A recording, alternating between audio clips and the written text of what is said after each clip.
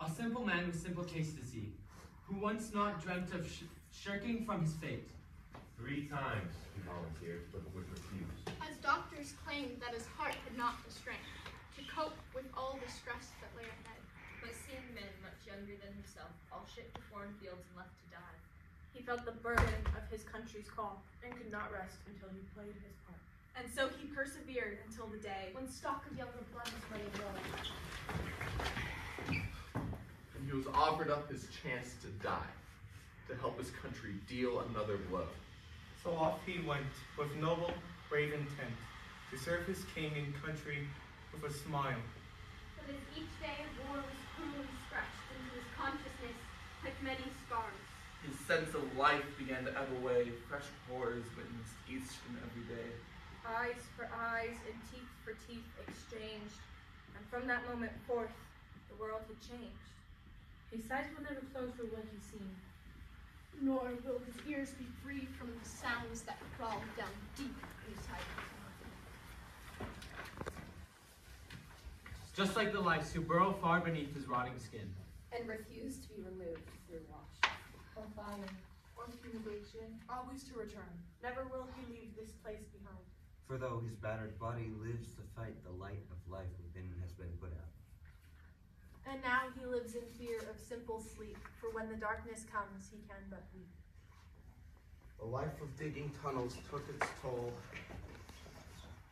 The daily toll was backbreaking and bleak. Our hero Herbert passed his time away.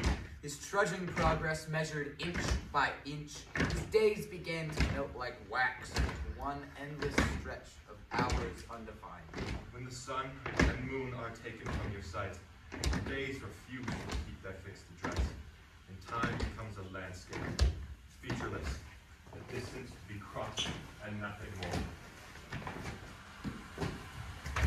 The thought that kept the spark within his breast was simply of his wife, at home in wait.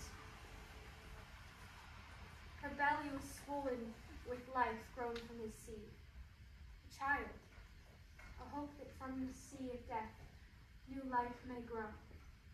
We'll never see such sights.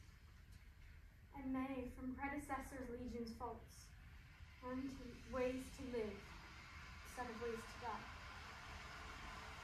Upon one indistinguishable day, a Private Collins joined him in his home. A fresh-faced boy of barely 17, who volunteered while flushed with boyish pride to find himself alone in fields of France. A rifle thrust into soft-skinned hand, with orders loose to shoot at other boys. Or give his life to gain a foot of soil. The two men, who in normal course of life would find no common ground on which to walk, did quickly strike a fine resounding chord, and friendship crackled spiritedly into life. Bert said the boy recalled him of himself, though in truth there was no likeness to be found, as Bert had always carried with him a weight, a strength of mind beyond his earthly years. While Collins was a newly crafted soul, a boy untainted by the truth of life.